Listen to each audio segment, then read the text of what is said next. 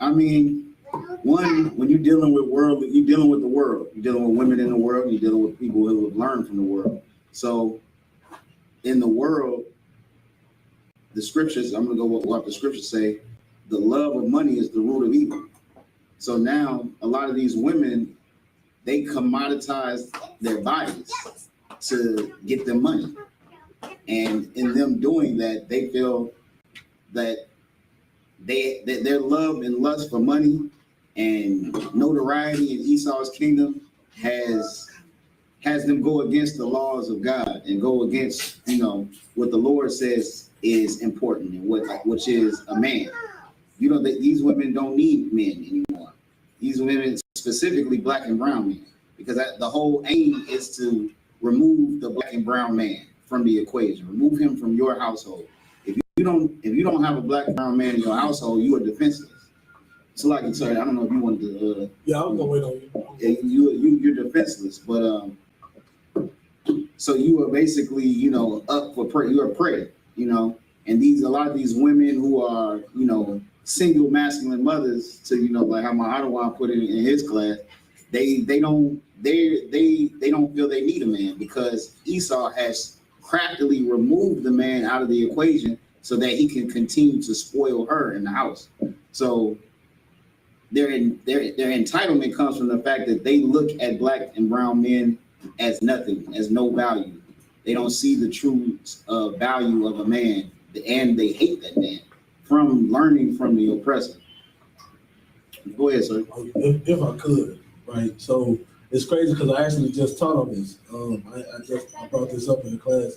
So the question that the sister asked is so heavy because, to be honest, the entitlement comes from it's actually natural. It's actually rooted in your DNA as a woman, right? Just like there are certain things that, that are rooted in men, like the desire for multiple women. That's something that's biological. Believe it, like a lot of women have a problem with accepting it. And I understand it. I get it because you've been rooted in what you were taught since you were a child. Since coming out the womb, you've been taught monogamy, don't share your man, this and that, right? Like this marriage is between one man, one woman. Like this is all you've seen all your life. Just like our kids are growing up seeing homosexual activity on shows and stuff, right? So guess what? They're gonna grow up and you're not gonna be able to tell them that that's wrong because that's all they're rooted, that's what they see. So it's no different from us trying to tell a female she's wrong for being selfish and not want to share a man. Now, what she's not wrong at is that biological feeling of, yes, I feel like if I give a man this, I am entitled to, well, I ain't gonna say necessarily put it monetarily or put on material things, but you do feel like once you give a man this, you deserve to be treated a certain way. You deserve certain things, right? You feel like I'm a woman, like I should feel like they use the word queen, but we're gonna say princess, right? Because a princess obviously gets whatever, you know what I'm saying, the king wants to give her, but we don't deal with queens. So let's say princess. She should feel like, hey, he should treat me like a princess. I'm giving him my most valuable thing. But that's the thing. It's not valuable no more because they done gave it to so many men before you get the one that's supposed to be with you for the rest of your life. He's not going to value that in that way. So you can't even, and it's natural for you to have that biological feeling of entitlement, but unfortunately, you sold yourself short, not you individually. Of course, I'm talking about our sisters. Our sisters have sold themselves short of what they're entitled to. You naturally feel entitled to this princess attention, and you want the man to treat you like that. You want all the things that a man has to offer for you, whatever that may be. If you take money out of the equation, you want him to speak to you nicely. You want, the scriptures talk about that. They talk about our sisters wouldn't even set their foot on the ground. You know what I'm saying? That's princess treatment. But that's when their boxes were valuable because they were virgins. When I say virgins, I mean not giving themselves to no man before. You know what I'm saying? Never had sex before. So you can't, that's what the problem is. Because your question was, why do women have that entitlement still? It's natural. they can't help it, but unfortunately they haven't really processed the fact that you want to feel entitled to it because it's natural, because the natural thing to do is save your box for the one man. So it's natural for them to feel like that. Unfortunately, they brought their value down by, and it's a certain, and men, and another thing, there's men out there still giving into it. So once we train up our children and we teach the more and more we will, that's more work me and Officer DeWall y'all have to do. We got to raise up these men to understand, like, don't be a whoremonger. That's all you're doing. Like, now let's say this woman, she coming to the truth, she become a new creature. Now she's saving that box for that man. That that's a difference. And we treat our women that we get into school as a prize. When you get that ointment and that oil, and Commander Junior YAHANNA say, hey, this is my daughter, I give her to you. At that point, she's treated like a princess, but she acts like a princess too. So it's a lot that goes into it. You're definitely entitled, like naturally, entitled to whatever treatment that a woman is supposed to get according to the Bible.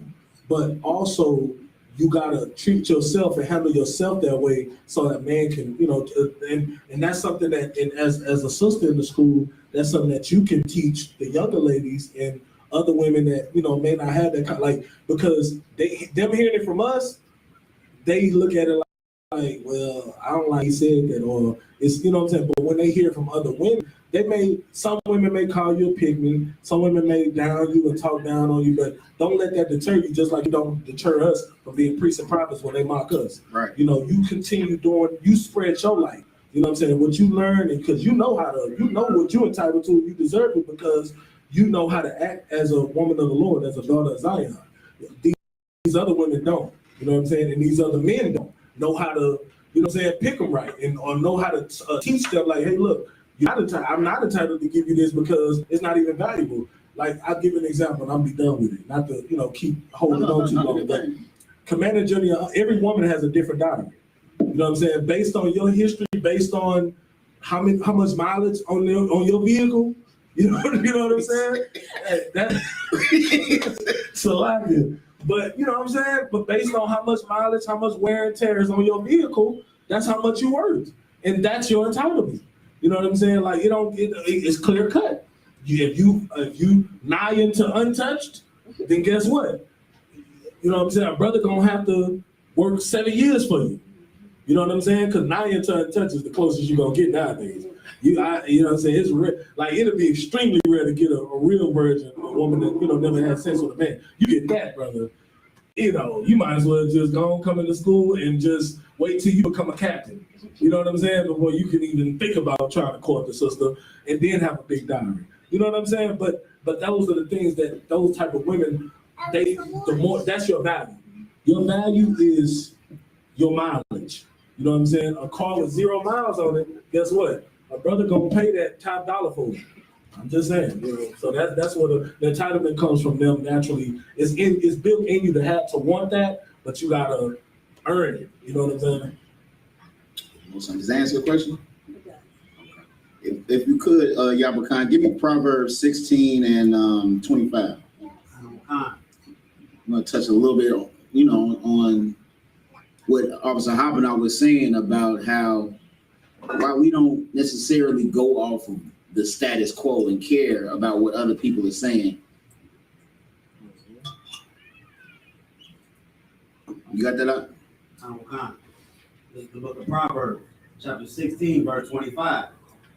There is a way that seemeth right unto a man. That seemeth what?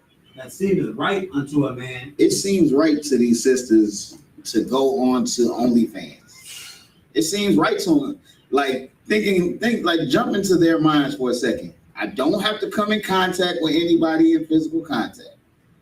I'm making 6 figures and I don't have to have an education.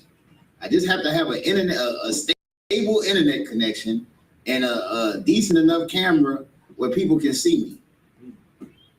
It seems right to them it's like they're like, wow, what else can I do where I make 6 figures and do this?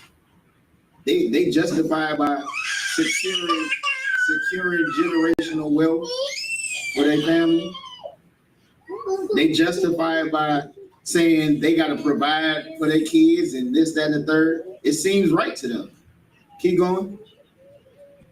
But the end thereof are the ways of death. But the end thereof are what? Are the ways of death. But the end of that is death. And this death is more than just a physical death. It's a spiritual death. They are dead spiritually. The miles, imagine being coming up like right now as a child, and you eventually see that your mother, you come in contact with your mother's OnlyFans page. Somebody in school says, hey, they show you a little video of your mama busting it open on OnlyFans. How does that child has lost all respect for you. Not to mention, you probably damaged the respect. This is we wonder why all these brothers jump to these arenas and get with white women. You wonder why all the basketball players and all the football players get with white women. That's because they have their household view of the woman that raised them is so low because they don't have any shame. Because they're a dog in the house. Because they're a whore now. They watching their mama whore day in, day out. So they like, I don't want that. I want something with value. Like Officer Hoppin was saying. They don't have any value. They got low mileage. So they trying to show that they trying to show that they riding in the Lambo. So you see brothers in the hood with the most pop white brothers. I'm talking about they'll take a woman that look like Roseanne. Like real talk, like brothers got young Roseanne over like a solid looking sister. Like I'm talking about like she got a sister, she'd be walking around, she'd be going to school, got glasses on or something. I want Roseanne. They like, I don't want this because in their mind they associate her with whores. They associate her with being a goddamn dragon, the woman that kicked their father out the house. It seemed right to them to do these things, but the end is death. It seemed right like they should move in that manner and just get their money up. Go and get your money up, girl. That's why women that's why you got these strippers. A lot of strippers is moving out of the stripping industry and buying these goddamn Willys. They trying to invest in trucking because that was their plan. Some of them made a plan and did that because in that stripping arena you are giving away the most precious thing that you have. And that's your virtuousness. That's your body. That's the thing the Lord told you only give to one man. And now you done gave it to so many, you trying to get your bag up, hoping that will entice a man. Like it's like, I'm already beaten, popped out here, but at least I'm gonna come with some bread. Yeah, go ahead, sorry. So this precept is perfect for those that want to live in their truth. Right. Like this precept is for brothers and sisters that want to live in their truth. You know what I'm saying? Like they feel like the way that they live in is right, but it only leads to death. You know what I'm saying? And so every time I hear them sisters that say, well, I'm living my truth, you try to tell them the truth, and they say, well, I'm living my truth, this is the precept right here that you should pull from. Because, you may feel like your truth is the right way, but it really is only leading to death. Right. So. Yeah, so give my hand. And that's why the scriptures also tell you, lean not on thy own understanding. And the scriptures also tell you, don't take counsel from men. All these broads these broads saying what you were saying, they probably single with no man. Getting old, damn near out the game. Can't even they trying to be stellar and get their groove back. They trying to get a young bro, you know what? Everybody my age know I'm done. Let me go ahead and try to beguile a young nigga. Let me go ahead and just get my groove back. Right. Cause they already ran through. Right. And like he said, like they think they know best until they walking around spiritually dead, walking around without a house. It's not easy for a lot of women to take their own trash out. The comfort of just having a man to take your trash out, some women don't even know. You don't even know that, let alone have protection security and guidance for your household, somebody to raise your children not to be whores, not to be goddamn homosexuals, I don't even know that, not be alternative lifestyle seekers and transformers.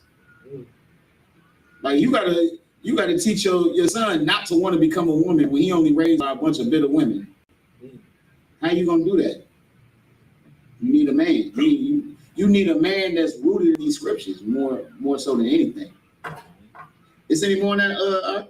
All right, matter of fact, you can go to chapter 11. Not chapter 11, verse 11, because today's title of the class is the cost of brotherhood, and we're gonna get into how the Lord really operates when it comes to what you get for what you pay.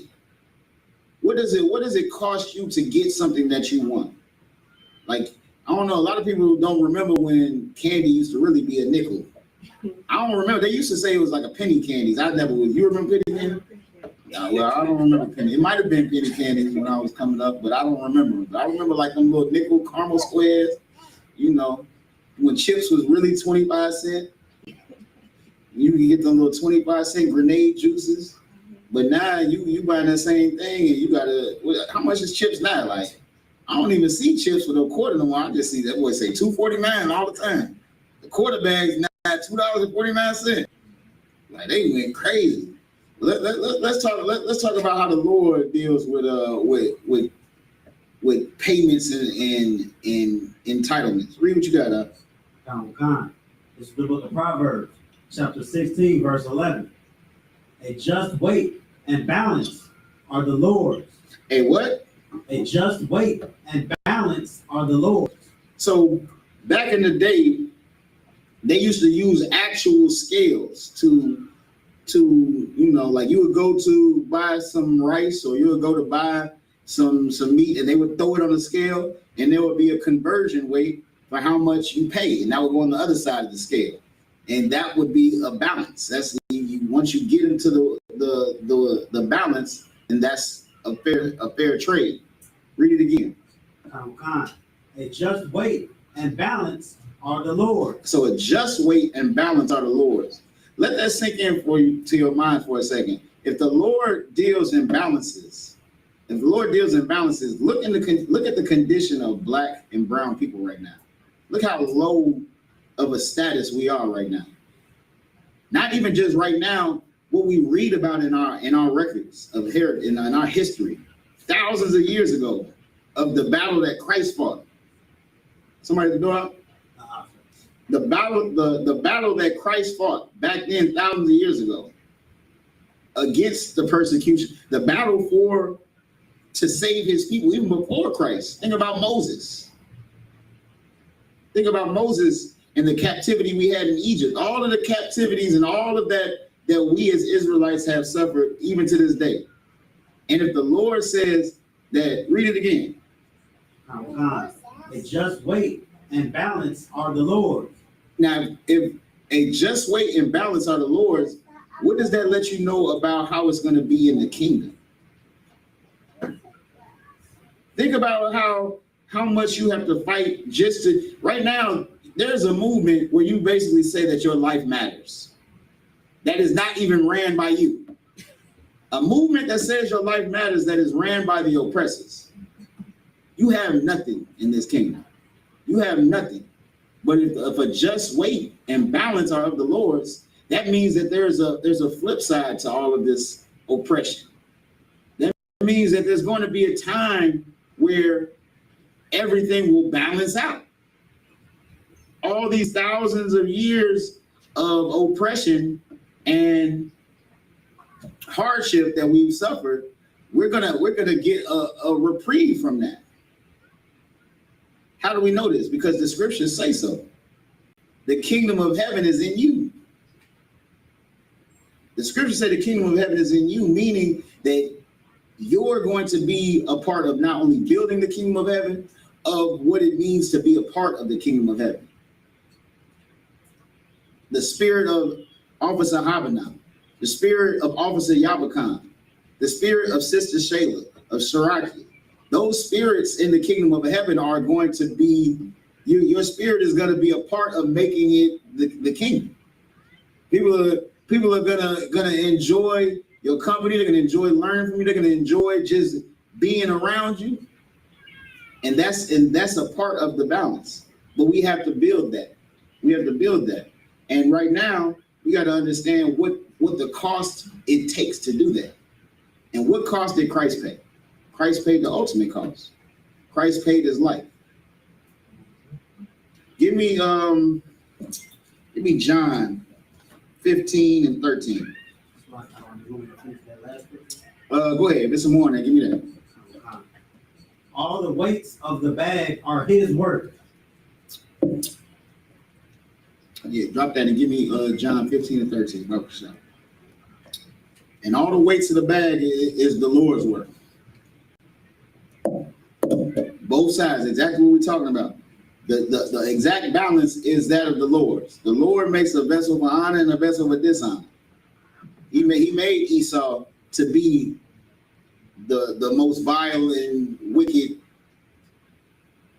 creature that we've seen on the planet. The most deceptive and cunning, with a perpetual hatred for the Lord's people. Go ahead.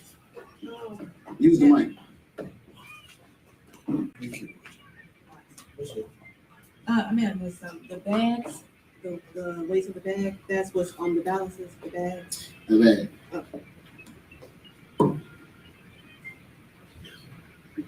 Go ahead. I'll read it when you got it. This is the book of John, chapter 15, verse 13. Greater love hath no man than this. Greater love have no man than this. So now we're talking about love.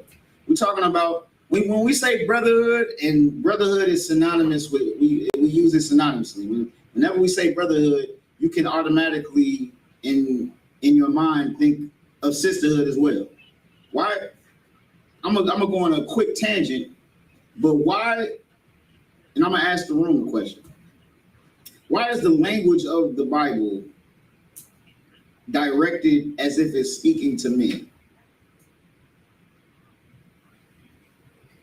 Do you understand the question? Let me ask it again. So when there's parables about the kingdom of heaven, and Christ likens the kingdom of heaven as into 10 virgins, that's a parable for a man.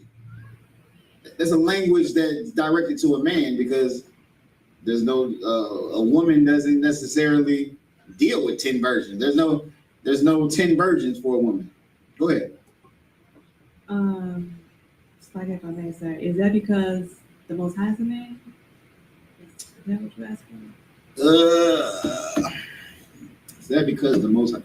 I mean, the Most High is a man, but that's not the answer to this question. Can you restate the question? So I'm gonna ask it again. Why is the language of the Bible written to men?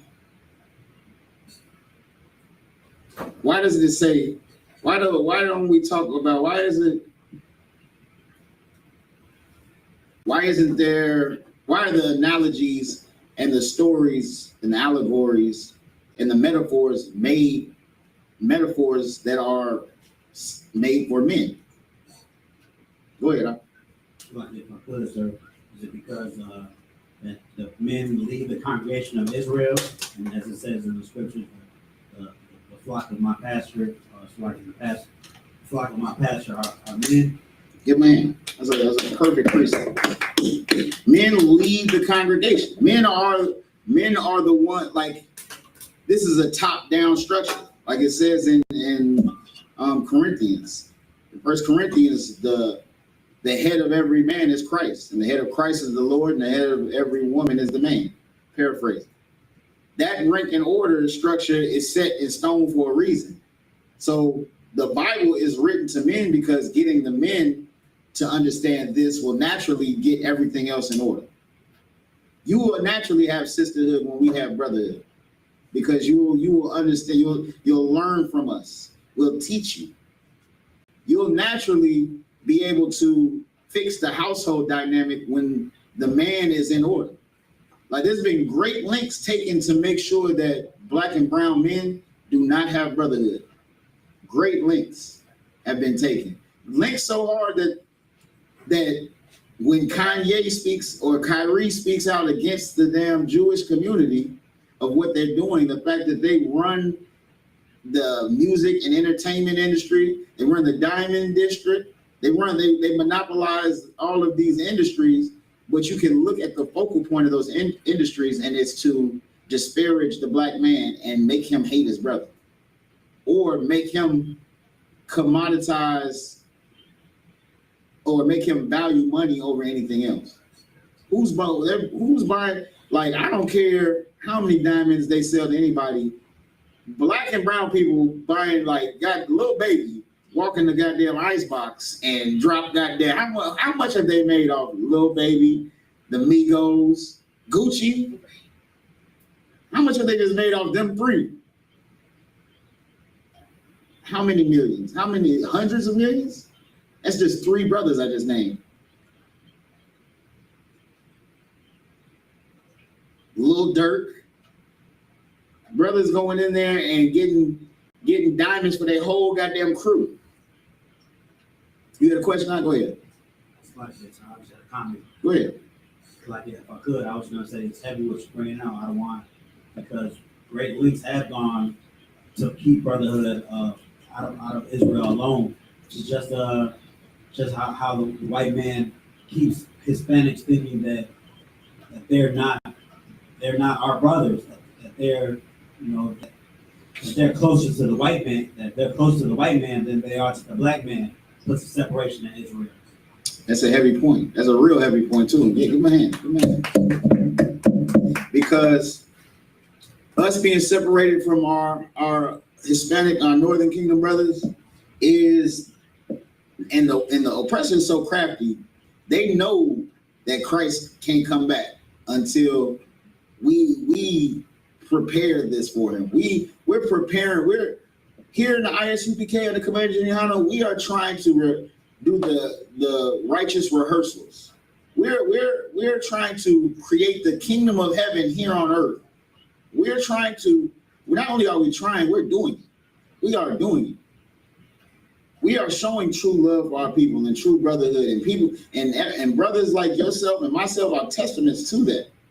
Being pulled out of the world and changing ourselves. But the scriptures say, paraphrasing, he that endureth to the end, the same shall be saved. It's not over. This is a marathon. This ain't a sprint. You don't get to it and just be over. You got to keep putting in work continually. You have to keep fighting continually. Just as Christ showed us how to keep fighting continually. You holding the precept for me? I haven't finished the one that I was on. All right, keep going.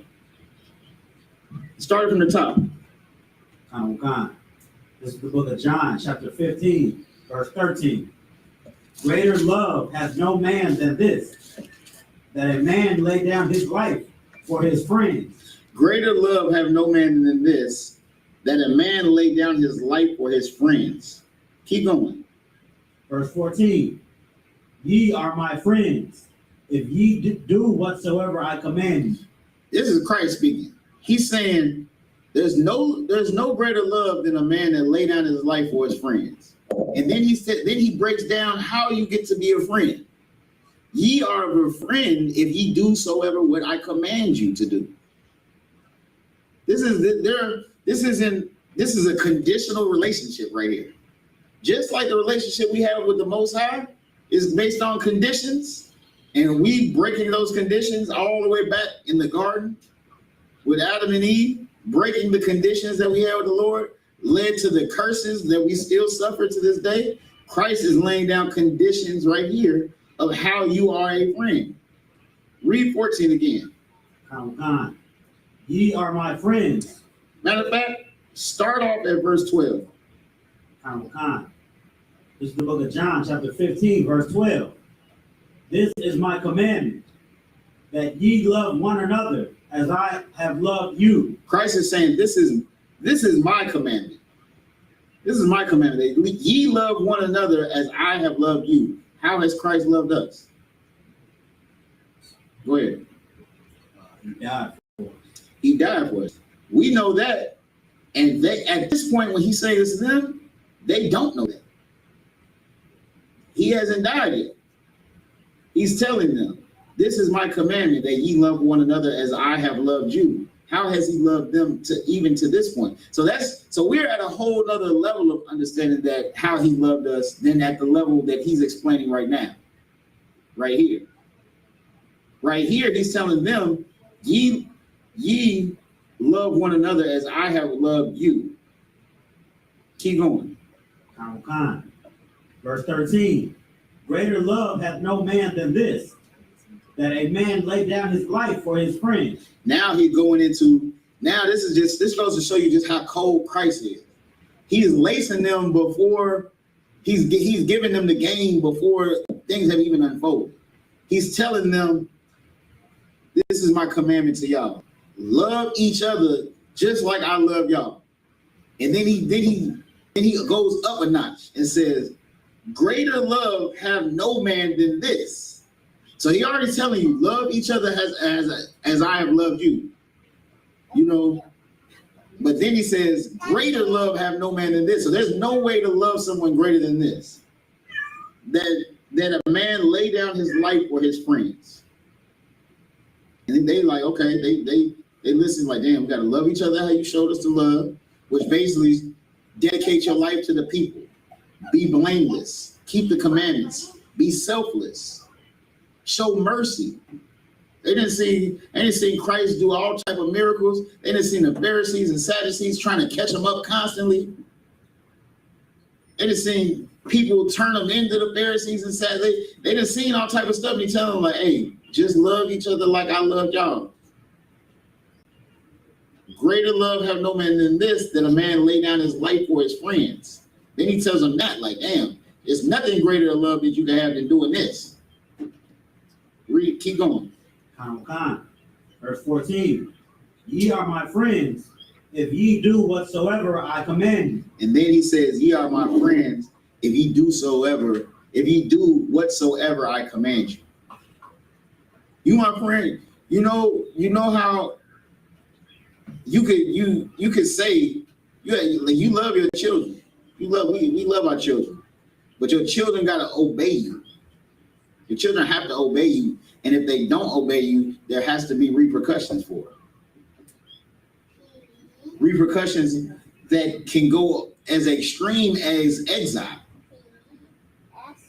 because you have to do what you're commanded to do to be a friend. And Christ is telling you right here, you're my friends if you do what I command you to do. You're my friends if you love one another because he starts off saying, this is my commandment. And you're Christ's friends if you love one another. It goes right back around full circle. You're a friend of Christ if you love your brother, if you love your sister, if you're willing to put your life on the line for your brother or sister, because he said there's no greater love than that. Like, let that sink in for a second. We know Christ died for us and only us, Israel. That cost Christ his life. That level of brotherhood, Christ paid his life. Christ paid his life for it. And he's telling us right here, this is my commandment, that ye love one another as I have loved you. Christ is commanding us to put our lives on the line for each other. Put your life on the line for your brother and your sister. Having ultimate brotherhood and sisterhood will cost you your life. Now the cost of your life for some is not a physical death. It's a spiritual death. Give me how often shall I forgive my brother? Go ahead. It's like I said, I made everything you're bringing out is just like reminding me of this book that I'm reading right now. It's about like this future world that had like a COVID situation, but it attacked women and specifically pregnant women. So all babies came out dying, and the women died too. So very few women survived that weren't pregnant. But one of the women that did survive, in this world, she came across two gay men, and they hadn't described whether this woman was black, white, or whatever, but they described those two gay men. One was black and one was a Latino. And, you know, a situation took place where they came across some other men and they tried to attack her. And for her, the mom really thought, and they like told her, we're not going to take care of you, you know, because basically you're a woman and you bring too much trouble. And that just, when you were saying like, they're sowing a whole bunch of discord between basically men and women and, you know, whether sisters, like, I don't know if she was black or white or whatever, but they just made me realize like, this word is just so wicked, you know, and they're putting this in books and just everywhere, you know, and everything y'all saying is true because like you all say, I guess same gender loving men hate women, Right. and they did not want to protect her at all. You know, they literally left her. Once they did that, they said, we're done. You know, you got to go your own way. And from that point forward, you know, I'm not part of the book. I haven't finished it yet, but she is walking around as a man now. Like, people don't know that she's a woman, you know. So it's just like that one scripture also, like, I don't know, Isaiah something was like, women are going to be coming to men, like, just, I got these things, you know, just please take me and protect me. Take away their reproach. Yes, exactly. And and give her a hand. That's it's a heavy point too, because these books and these, of course, the two homosexuals are going to be two brothers, because they are trying to feminize us and remove brotherhood and sisterhood from us, because brotherhood and sisterhood is how we build the kingdom of heaven.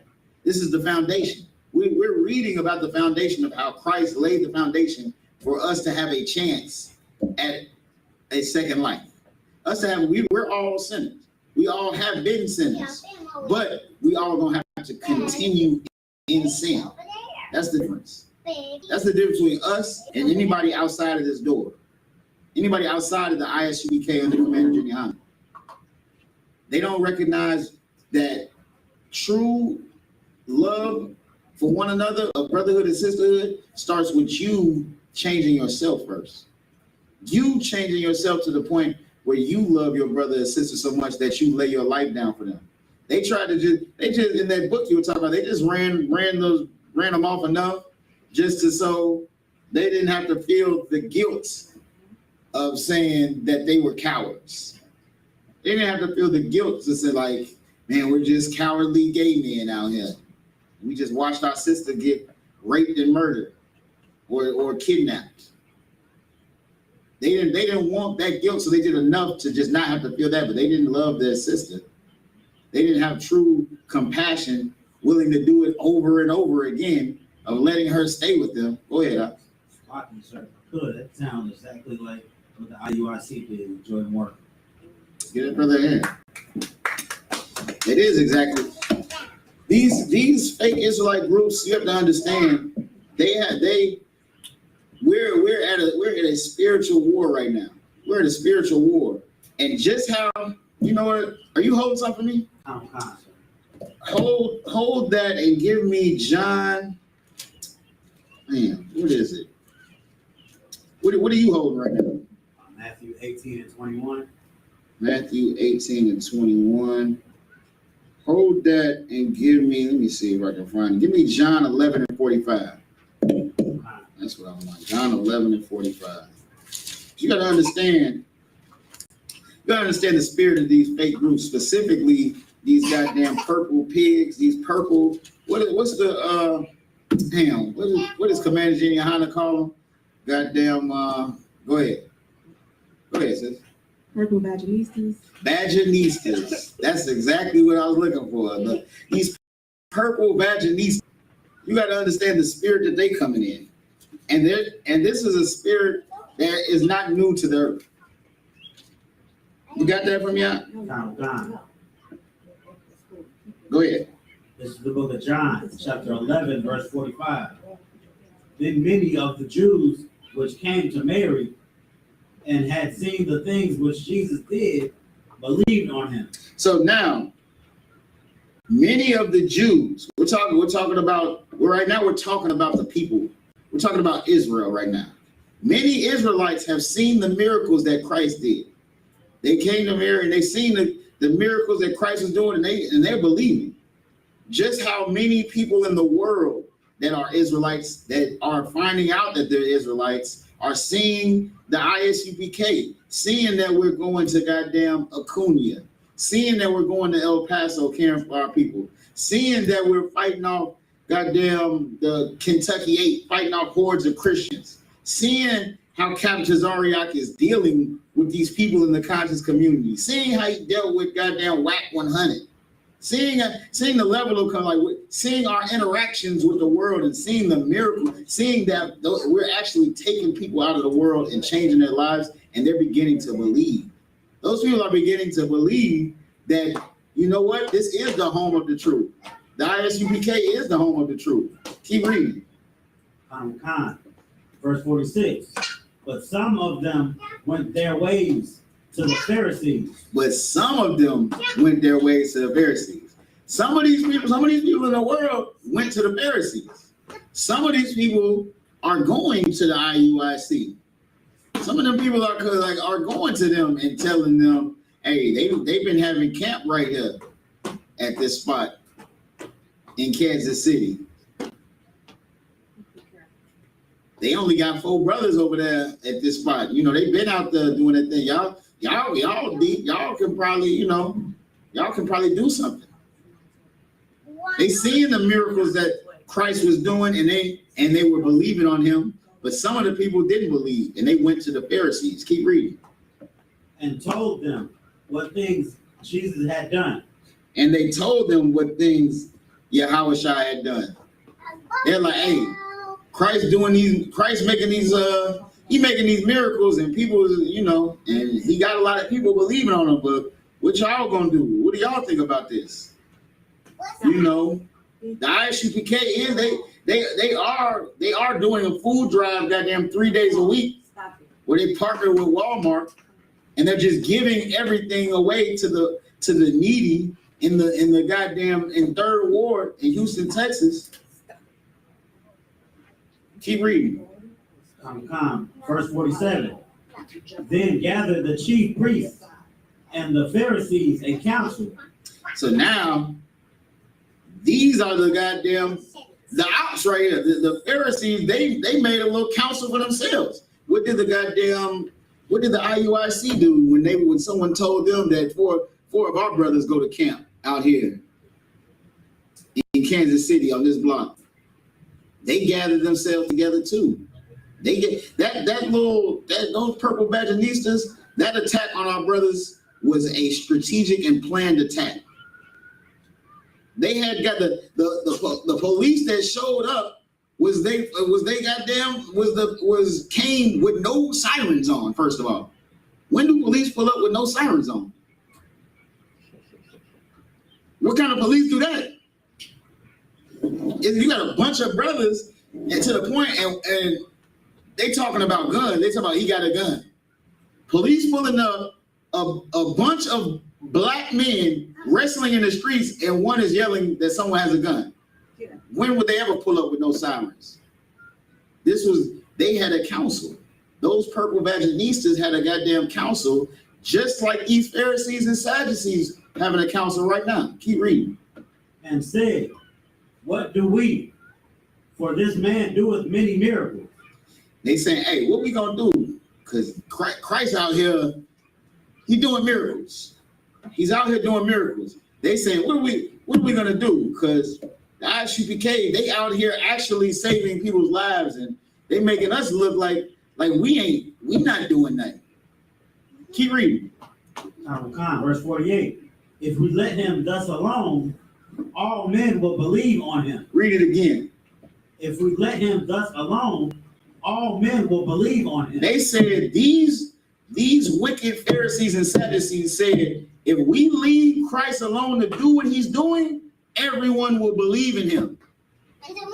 They knew that he was the truth. Just like the IUIC, these purple Vaginistas know that we're the truth. They had a council about how do we, if we let Christ continue to go out there and do his miracles, everyone's going to believe in him. Keep reading.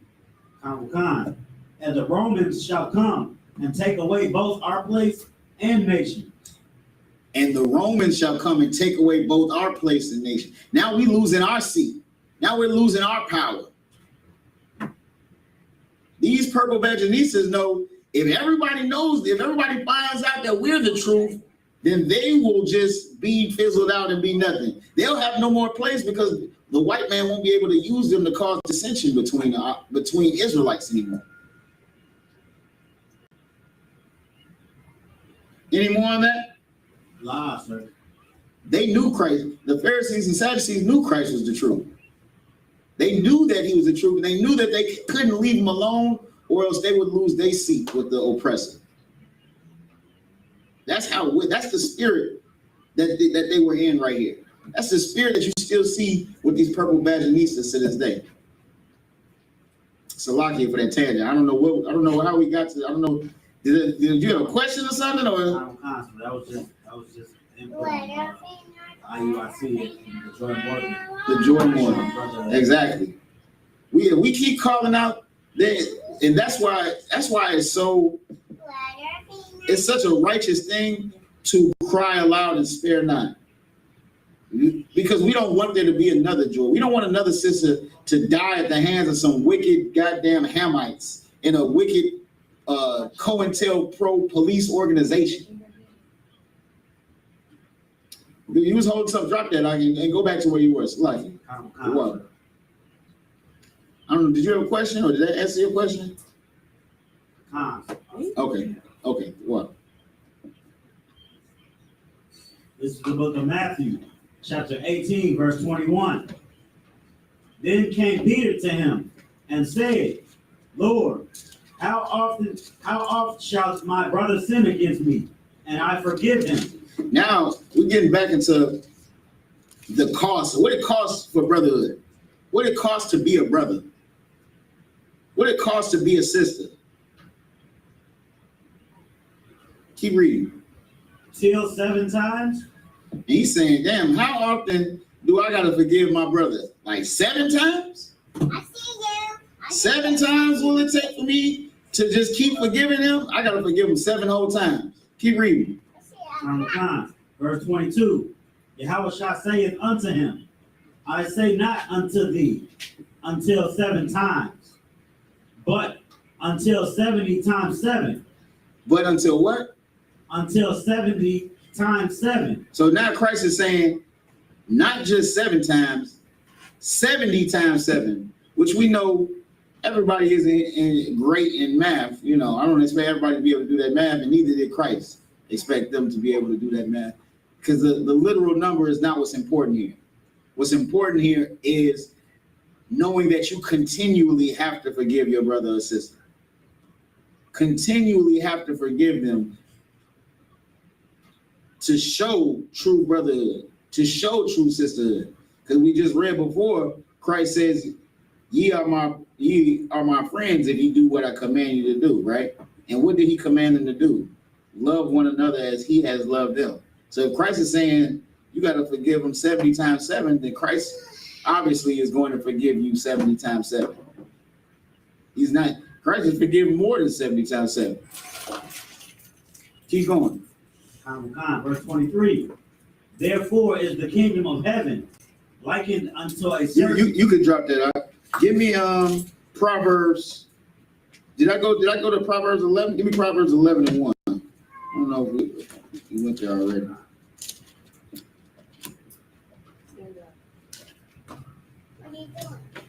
This is the book of Proverbs, chapter 11, verse 1.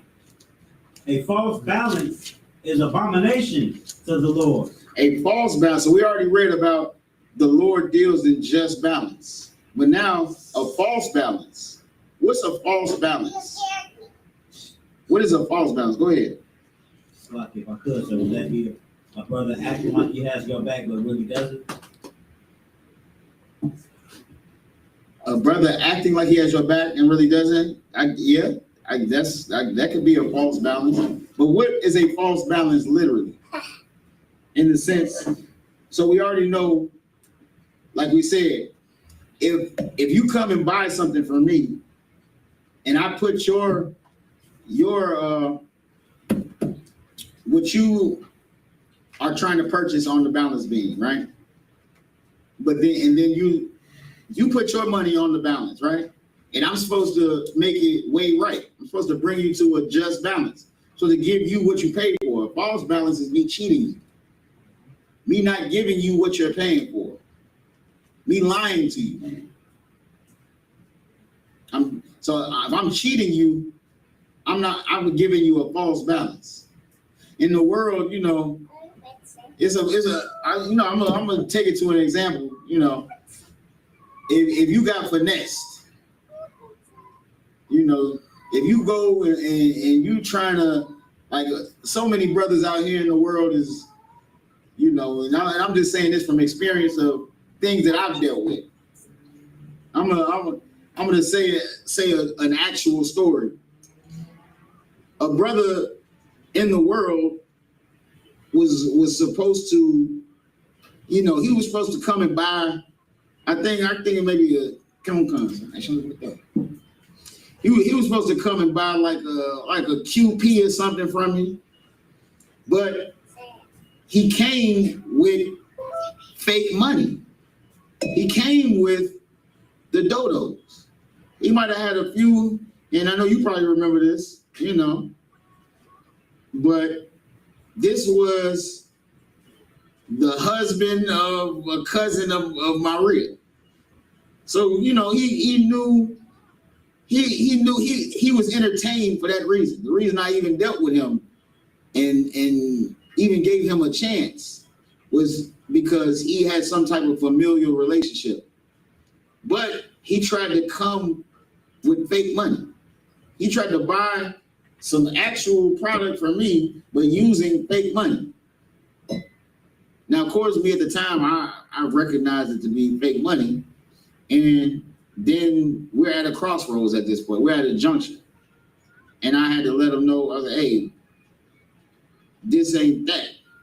And he's so young and, you know, it's so used to finessing people at the time. He didn't even have his elevator pitch ready of when he would get caught. When somebody would catch him in the act. And he was like, oh, damn, I didn't know it was that. Damn, I didn't even know. When that, you know, we don't have to get into how things proceeded further, but that's a false balance. He tried to cheat me. Keep reading. But a just weight is his delight. But a just weight is his delight. Dealing with your brothers and sisters justly is a delight to the Lord. A false balance, trying to cheat each other, is an abomination to the Lord. And that's all we're doing right now as people. That's as with brotherhood and sisterhood, we're just trying to just get what we can get out of each other. Outside of these walls. And the scriptures say a just weight is a delight to the Lord. Drop that and give me John, let me see. John 13. There's so much in this 13th chapter we go on. I'm not gonna get into everything right now. But give me John 13.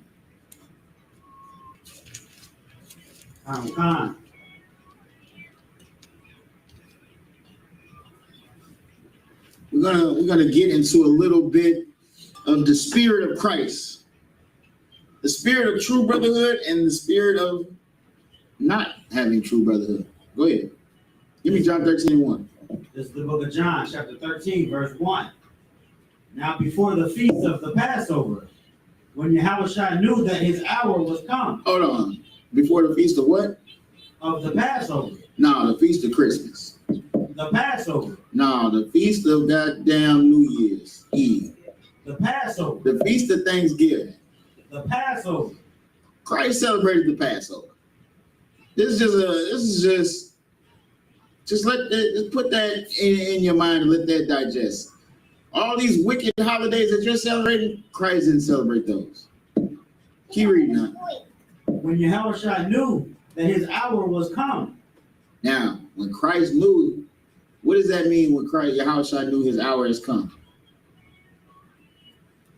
Go ahead. He was about to die. That he was about to die. Keep going. Christ knew he was about to die. That he should depart out of this world unto the Father, having loved his own which were in the world. He loved them unto the end. Having loved his own which were in the world, he loved them to the end.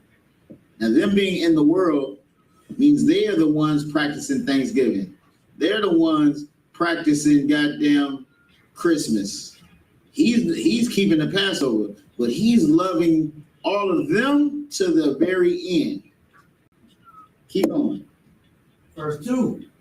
And supper being ended, the devil having now put into the heart of Judas Iscariot, Simon's son, to betray him. Verse 3. Yahushua, knowing that the Father had given all things into his hands, and that he was come from God and went to God. Verse 4. Drop down to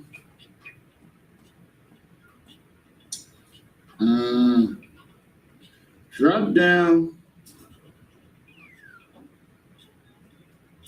to 21 for time's sake. Verse 21. When Yahushua had thus said, he was troubled in spirit and testified and said, Verily, verily, I say unto you, that one of you shall betray me. Christ is saying somebody is going to betray me. So right now, let all this sink in. Christ is keeping the Passover. This is the Last Supper. Christ is eating his last meal that he know he's gonna have with his niggas. He's troubled. He knows the last meal. He knows he's about to die. He knows that somebody around him is the op. He knows exactly who it is. He knows it's Judas Iscariot. It said that in verse 1. And what did read and you don't have to read it again. In verse 2, what did it call? What did it say? Read verse 2 again. Let's read it again. Verse 2. And supper being ended, the devil having now who? The devil. Okay. Having now put into the heart of Judas Iscariot, Simon's son, to betray him. The devil put in Judas's mind to betray him. Who is the devil? Go ahead. Pharisees or the Romans? Give him a hand. The Romans, they put in his heart to betray Christ because the Romans were the ones that was seeking Christ, the ones that were chasing Christ. Just how the oppressor puts in the heart of our brothers now to betray one another. Just like it's a lot of controversy right now over just listening to the goddamn Gunna album. People don't even want to listen to the Gunna album because they feel like he's betraying Young Thug. The cop, the DA, the judicial system have put in the heart of Gunna to betray Young Thug. You got to understand, the same devil that was working back then is the same devil that's working right now. He's putting it in our hearts. What is the first thing they do? Anybody that's ever seen First 48, they got the same goddamn script. What do? They put you in the interrogation room. The only way they build a case is by getting you to betray your brother. They put you in the room and they pin you against each other. And they get you to essentially rat on your brother. Not to say that what they're doing isn't wicked. Not to say it's not wicked, but it's just not judged by righteous men. Keep reading now. Verse 21, verse 22. Read the end of 21 again. Verily. Verse 21. When Yahushua had thus said, he was troubled in spirit and testified and said, Verily, verily, I say unto you, that one of you shall betray me. Verse 22. Now we already know Christ knows who it is. It said it in verse 2. It said the devil put the spirit on Judas. Now Christ is talking to them. Christ is talking to everybody. He's telling them, one of y'all is going to betray me. Keep reading. Verse 22. Then the disciples looked on another, doubting of whom he spake. Doubting of whom he spake. They looking at each other like, damn, who are you talking about? Like, he couldn't be talking about you. Couldn't be talking about me. Go ahead, keep reading. Verse 23. Now there was leaning on Yahushua's bosom one of his disciples, who Yahushua loved. Verse 24. Simon Peter therefore beckoned to him, that he should ask who it should be of whom he spake. So Simon leaned in. Peter leaned in, like, "Hey, who is it?" You know what I'm saying? And it made a point to let you know that Christ loved him. Christ loved him. One of his disciples whom Christ loved. Keep reading. Verse 25. He then, lying on Yahushua's breast, saith unto him, Lord, who is it? Verse 26. Yahushua answered, He it is, to whom I shall give a sop, when I have dipped it. And when he had dipped the sop, he gave it to Judas Iscariot. Christ told him, so he leaned in and said, "Hey, man, who is the op? Which one of us is it?" And Christ said, "It's the one who, after I dip this bread and give it to him, that's who it's gonna be." Keep reading. The son of Simon. And after the sop, Satan entered into him. Then said Yahushua unto him, That thou doest, do quickly. So then it's now. This is a lot happens with what you just read. It says after he did it, Satan entered into him. And then after that, so the demon jumped on him right then and there. And then right after that, Christ says, go with your move. What you about to do, go ahead and do it now. Because Christ knows what the time it is. He's basically telling them, like, go to your peoples. Let them know. Keep reading. Verse 28. Now no man at the table knew for what intent he spake this unto him. Verse 29. For some of them thought, because Judas had the bag, that Yahushua had said unto him, Buy those things that we have need of against the feast, or that he should give something to the poor. So basically, nobody knew what Christ was talking about right then. Only person that knew that was the op was Simon Peter.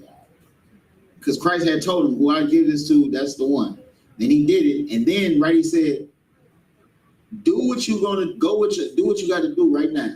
And they thinking like, damn, you know what? He is in charge of the money. Maybe Christ telling him to go ahead and go handle something for the poor real quick. Keep going. Verse 30. He then, having received the sop, went immediately out, and it was night. And after he told him that, first off, let this soak into your mind. Judas knows who he's betraying Christ the whole time. He don't know that Christ knows. But then that demon, right after Christ dipped it and gave it to him, and only him, the demon jumped on him. And then Christ commanded the demon in him to go do what you're going to do and betray him. And then it says he went immediately out. He instantly just went. He went out. Drop down.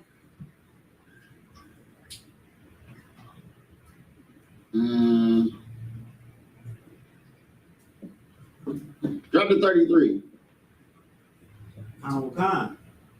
Verse 33. Little children, Yet a little while I am with you. Ye shall seek me. And as I said unto the Jews, whither I go, ye cannot come. So now I say to you, verse 34, a new commandment I give unto you, that ye love one another as I have loved you, that ye also love one another. Keep going. Verse 35, by this shall all men know that ye are my disciples, if ye have loved one to another. Christ is great. He said it again, just like we read earlier. Ye, the commandment I give unto you, ye love one another as I have loved you. But then he says, this is how all men will know that you're disciples of me. This is how the world knows. This is how everyone in the world knows. When men, they know that Captain Tazariot is a man of God. They know that the Lord is with Commanding General YAHANNA. Because we have love for one another, and we do as Christ commanded us to. Go ahead, you had a question? It's like I said, what does little children mean? Who are they? Little children. Who are the little children? You want to give it a shot? It's like the Jews, Israel. Read it. Verse 33, little children, yet a little while I am with you. Ye shall seek me. And as I said unto the Jews, whither I go, ye cannot come. So now I say to you. So, little children. As we talked about before, now, yes, Israelites are the children, but right now, who is he talking to? I'm asking you. It's like, No, not you. Shay. Oh,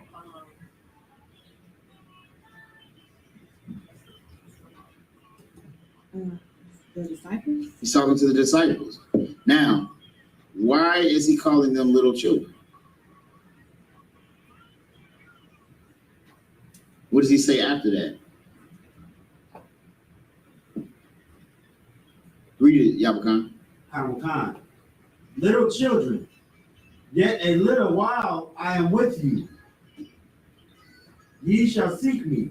Little children, yet a little while I am with you. Ye shall seek me. What would happen if you get up and leave out? What's going to happen with Sharati?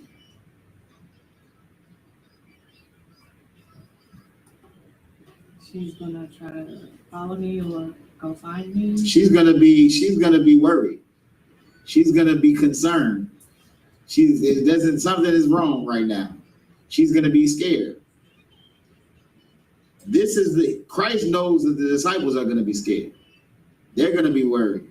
They're going to seek him, and they can't come with him. If you go somewhere and you don't bring your child, they get concerned, and they will get concerned. They're going to be scared because he's only going to be able to be there for yet a little while. Does that answer your question? Okay, keep reading now. Verse 35. By this all men know, by this shall all men know that ye are my disciples, if ye have loved one to another. Verse 36. No, hold it right there. Going back to what you were saying about the purple vaginistas. They try to cancel our Passover, and they try to do the same things the Pharisees and Sadducees did to Christ. They try to catch us up all the time. They try to put us in a box, and they never can. They try to lie on us. They try everything. And that's because they are in the spirit of the Pharisees and Sadducees. They work for the modern day Romans, which is just the oppressor. And they recognize that the world knows that we have love for one another. There's one thing you can't deny is that them brothers in the KC4 love each other. And when you get to an altercation with a brother and he come up swinging, You know that he loves that brother. Swinging against a goddamn army of 30 off-duty police officers. He loves that brother. And this, read 35 again. Verse 35. By this shall all men know that ye are my disciples, if ye have love one to another. By this shall all men know that you are disciples of Christ, if you love one another. This is how. This is the nature of the battle. The Lord is a man of war, so by proxy, his children are going to be warriors. The world is seeing the Lord is right, drawing that line in the sand to show you who is with me and who is against me, who loves each other and who doesn't love each other. What's the newest thing that popped up with these purple vaginistas? They're fighting each other. They're beating their own brother to damn near death. And who does their brother come to? He comes to us. Their brother came to us. If you can't see that these scriptures are alive and these are living waters, if you can't see that this is actually right before your eyes right now, then it may not be for you. Because the Lord is definitely showing you who he's with and who he's not with. You got a group of brothers that went against 30 off-duty cops and they all came out unscathed. You got a brother's a part of those off-duty cops and he got beat to damn near death. They don't have love for one another. We do have love for one another. They aren't disciples of Christ. We are disciples of Christ.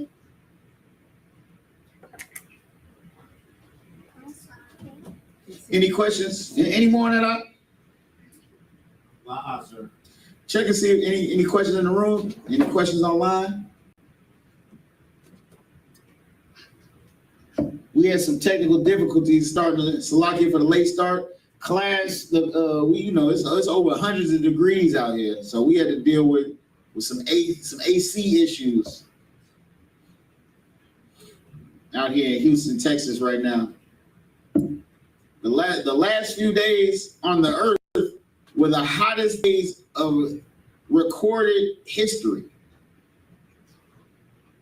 The last few days that everyone just experienced were the hottest days in recorded human history. Since they started recording the weather, they're the hottest days. Get your spirit right. Quit trying to bicker with brothers and sisters about petty things, because you can be called out on petty things too. In the Lord's Prayer, what is it? What do you ask for? Forgive us our debts as we forgive our debtors. So if you don't forgive your debtors, you shouldn't be forgiven either. If the Lord deals in just weight, your amount of forgiveness you will receive is dependent about the amount of forgiveness that you will give. You need to forgive your family members for the things that they did to you. You need to forgive them so that you can be forgiven. Any questions? No. All right. With that, pay your tithes to the men of the Lord. Go to ISUPK.com. Commander General YAHANNA is really saving lives. As we read, he really loves his brothers and sisters. He's not going to buy a goddamn new Bentley truck. He isn't getting a goddamn new G6, G8 plane like your goddamn Christian pastor. He's not hiding money in the goddamn walls like Joel Osteen. He's actually getting brothers and sisters their medication that they need. Saving babies from being aborted. Housing goddamn people that are homeless. Feeding the homeless. Doing the things Christ commanded us to do. So the least you could do if you can't get out there and war with your brothers, or being here like these virtuous sisters making goddamn camp meals and giving brothers legal advice and free legal services and you know, the least you can do is pay your tithes, which is a commandment by God. And with that, we're going to pass the class over to Priest and Officer YAHANNA with the announcements. Give him a hand.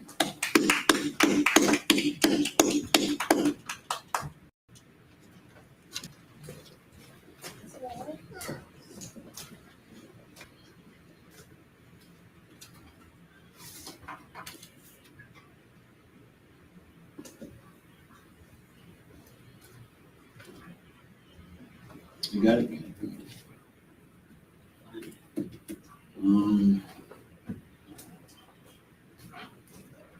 It's right here. Right here.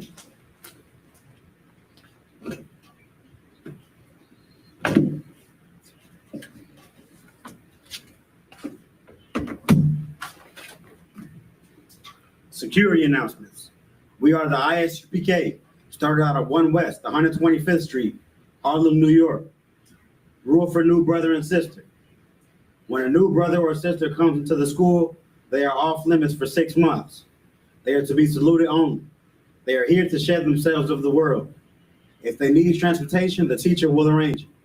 After 6 months, if a brother or sister has an interest in a particular person, he or she must get permission from the head to speak to a brother or sister. There is another 6 months in which the brother and sister will court each other. After this 6-month period, the brother and sister will get permission from the head to marry. Tithes, which is a commandment. Numbers chapter 18, verse 21, and Malachi chapter 3, verse 8 through 10, means 10th in the Hebrew. Ma'asharat, 10% of every penny of any increase the Lord gives you. Give the Treasury Department or teacher. Priest fund, free will offering for priests, not mandatory. Whatsoever amount you would like. Upcoming holy convocations. Day of Atonement. No, it's Shalakia. Memorial of blowing of trumpets. First day of the 7th month. Friday, the 15th of September, 2023. Leviticus 23 and 24 through 25. If anyone wants to be a trooper in the school, start wearing all black, boots, shirt, pants, headband, or scarf. And that concludes security announcements. And with that, Amadium, which means to stand. Sorry, we're going to turn and face the east. We're going to do the Lord's Prayer. First in the Hebrew. Abanawa. Shabbat Shemayim. Wadash. Hayah. Shamka. Yahweh. Malak Daba'ah. Ratazaka. Hayah. Aisha. Ba'arataza. Kawa. Hayah. Bashamayim. Nathlanawa. Lakam. Call. Yawam. Wasalatnawa. Kawatnawa. Kawatnawa. Wala'ah. Daba'aynawa. Manasaya 1. Abal. Ashayanawa. Mayan. Rad. Kaya. Lakab. Amalakwa. Wahala. Wahata Para. La Walyum. Aman. In the English, our Father, which art in heaven, hallowed be thy name. Yahweh. Thy kingdom come. Thy will be done. In earth as it is in heaven. Give us this day. Our daily bread. And forgive us our debts. As we forgive our debtors. And lead us not into temptation. But deliver us from evil. For thine is the kingdom. And the power. And the glory. Forever so be it. So, I'm going to do a courtesy salute for the brothers. Sisters may be seated. Men of Israel, Madi Shabbat, Madi, Barak, Yahweh Hashem Yahushua Barakatah, Yad Yamatah. So, sisters Amadium, which means to stand. Courtesy salute to the sisters. Men of Israel, Madi Shabbat, Madi, Barak, Yahweh Shema Aladam B'Hashem Yahushua. Yahweh Shema Aladam B'Hashem Yahushua. Yad Yamatah. Dismissed.